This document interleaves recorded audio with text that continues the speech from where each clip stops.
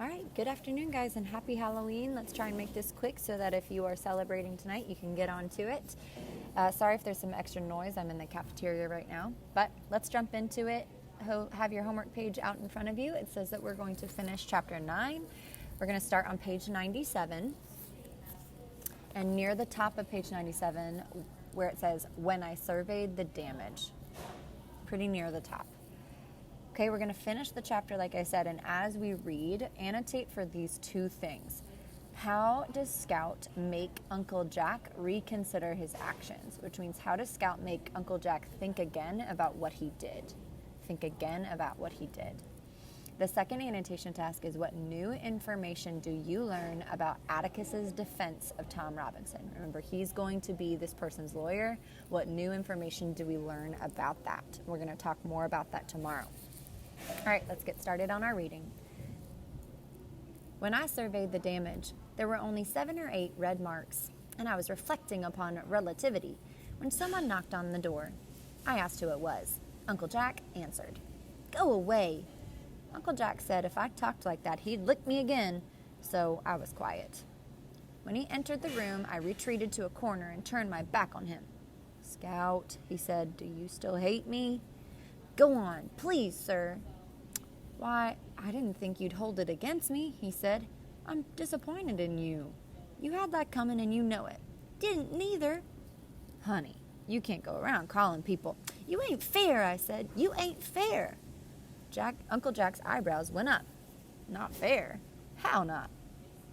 "You're real nice, Uncle Jack, and I reckon I love you even after what you did, but you don't understand children much." Uncle Jack put his hands on his hips and looked down at me. "And why do I not understand children, Miss Jean Louise? Such conduct as yours required a little understanding. I was obstreperous, disorderly, and abusive." "You gonna give me a chance to tell you?" "I don't mean to sass you, I'm just trying to tell you." Uncle Jack sat on the bed. His eyebrows came together, and he peered up at me from under them. "Proceed," he said. I took a deep breath. "Well, in the first place, you never stopped to give me a chance to tell you my side of it. You just lit right into me. When Jem and I fuss, Atticus doesn't ever just listen to Jem's side of it. He hears mine too. And in the second place, you told me never to use words like that except in extreme provocation, and Francis provocated me enough to knock his block off." Uncle Jack scratched his head. "Now, what was your side of it, Scout?" Turn the page. "Francis called Atticus something, and I wasn't about to take it off him." "What did Francis call him?" "An N-lover." "I ain't very sure what it means, but by the way Francis said it, tell you one thing right now, Uncle Jack, I swear before God, if I'll sit there and let him say something about Atticus." "He called Atticus that?" "Yes, sir, he did, and a lot more. Said Atticus has been the ruination of the family, and he let Jem and me run wild." From the look on Uncle Jack's face, I thought I was in for it again. When he said, "We'll see about this," I knew Francis was in for it. "I've got a good mind to go out there tonight." "Please, sir, just let it go, please." "I've no intention of letting it go," he said. "Alexander should know about this. The idea of...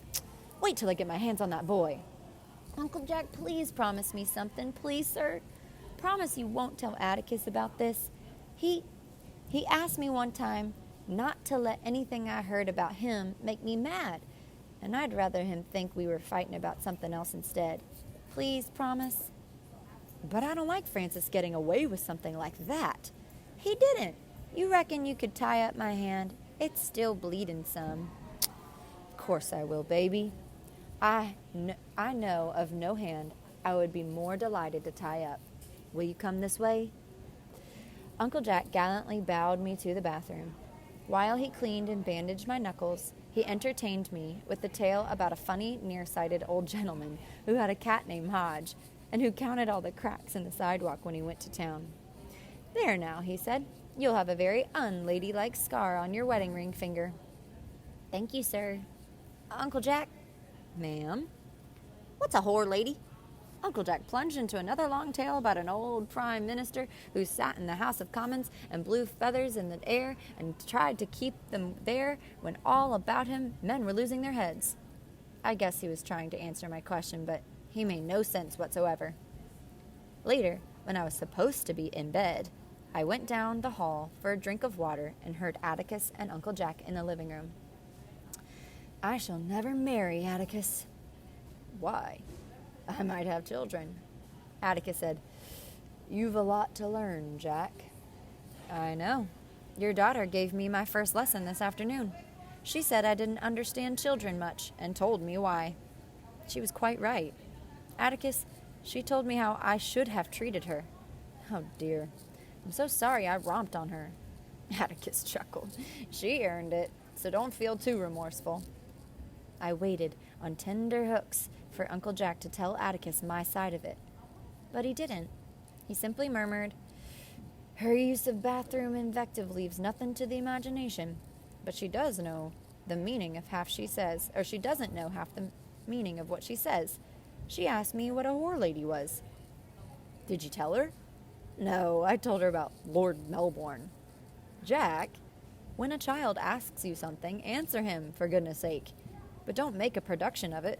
Children are children. But they can spot an evasion quicker than adults. An evasion simply muddles them." "No," my father mused. "You had the right answer this afternoon, but the wrong reasons. Bad language is a stage all children go through, and it dies with time when they learn they're not attracting attention with it. Hot-headedness isn't." I wait for the bell. Scout's got to learn to keep her head, and learn soon. With what's in store for her these next few months, she's coming along, though. Jem's getting older, and on the page, she follows his example a good bit now. All she needs is assistance sometimes. "Atticus, you've never laid a hand on her." "I admit that.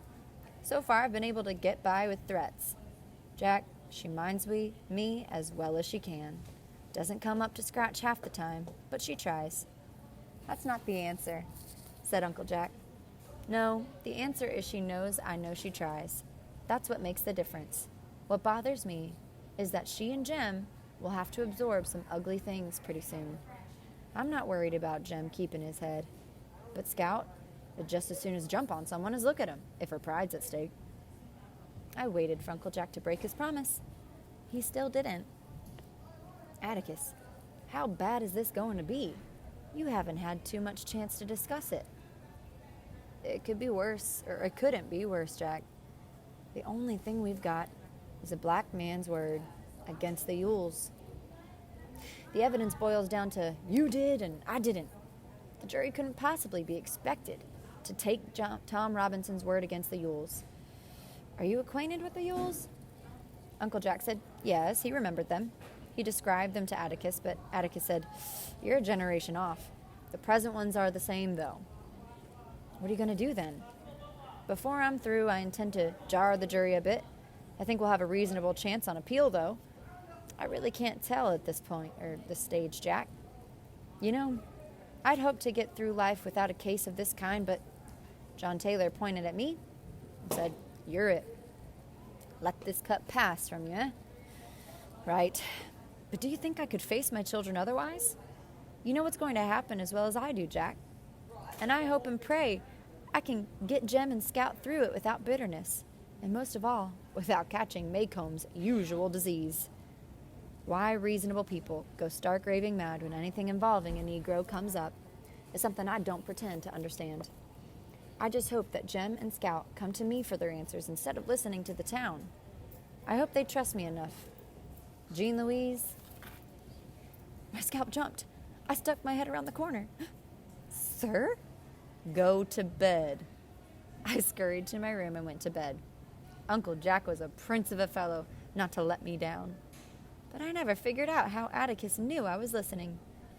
And it was not until many years later that I realized he wanted me to hear every word he said. All right, don't forget to annotate, especially on page 100, the new information you've learned. Sorry, here's the bell again. Annotating on page 100, the new information you learned about Atticus's new court case about Tom Robinson. and we'll stop here. Don't forget to answer the questions on your worksheet. Again, happy Halloween. Have a spooky night.